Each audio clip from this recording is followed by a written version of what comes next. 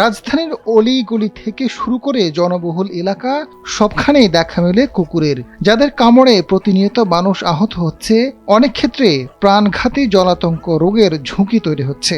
এমন বাস্তবতায় কুকুরের সংখ্যা নিয়ন্ত্রণে বিশেষ প্রকল্প হাতে নেওয়া হয়েছে। প্রায় ৪৩ কোটি টাকা খরচে কুকুরের জন্ম নিয়ন্ত্রণ পদ্ধতি শিখতে বিদেশ যাবেন সরকারের ৪ কর্মকর্তা। পরিকল্পনা কমিশন সূত্রে জানা গেছে, প্রকল্পের আওতায় থাকবে ঢাকা উত্তর ও দক্ষিণ সিটি কর্পোরেশন। প্রকল্পটি ৩ বছরের মধ্যে শেষ হওয়ার কথা রয়েছে।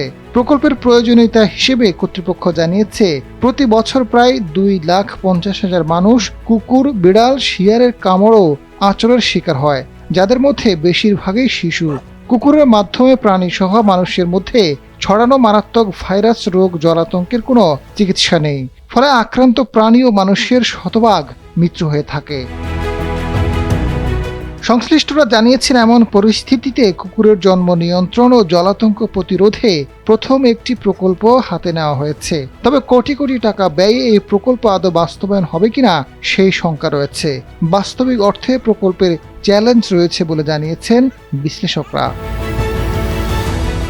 এদিকে প্রকল্পটি সম্পন্ন করতে ১০ জনকে অভ্যন্তরীণ প্রশিক্ষণ, ৪ জনকে বৈদেশিক প্রশিক্ষণ, সেমিনার ও কর্মশালা আয়োজন, প্রাণী টিকা ও ওষুধ ক্রয়, পথ কুকুরের সংখ্যা নিয়ন্ত্রণ, নিউটারকৃত কুকুরের খাদ্য ক্রয়, পরামর্শ প্রতিষ্ঠান নিয়োগ, 3টি ডেস্কটপ কম্পিউটার, একটি ল্যাপটপ, মাল্টিমিডিয়া, একটি প্রজেক্ট স্ক্রিন ও অন্যান্য অ্যাক্সেসরিজ, একটি ফটোকপি মেশিন, একটি আইপিএস, 6টি এয়ার কুলার ও আসবাবপত্র ক্রয়, সিডিএইচ পেট ক্লিনিকের জন্য সার্জারি ও চিকিৎসা সরঞ্জামাদি ক্রয় এবং স্টোন ক্লিনিকের আওতায় সিবিএইচ এর পেট ক্লিনিক নির্মাণ করার কথা জানানো হয়েছে।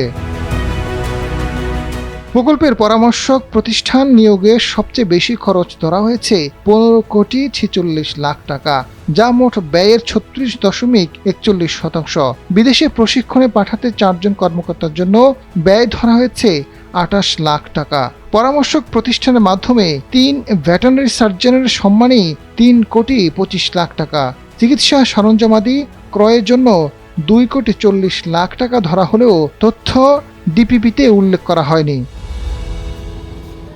এদিকে যে কোনো প্রকল্পের প্রশিক্ষণে বিদেশে কর্মকর্তা পাঠিয়ে টাকা ব্যয়ে আর্থিক অনিয়মের ঘটনা নতুন নয়।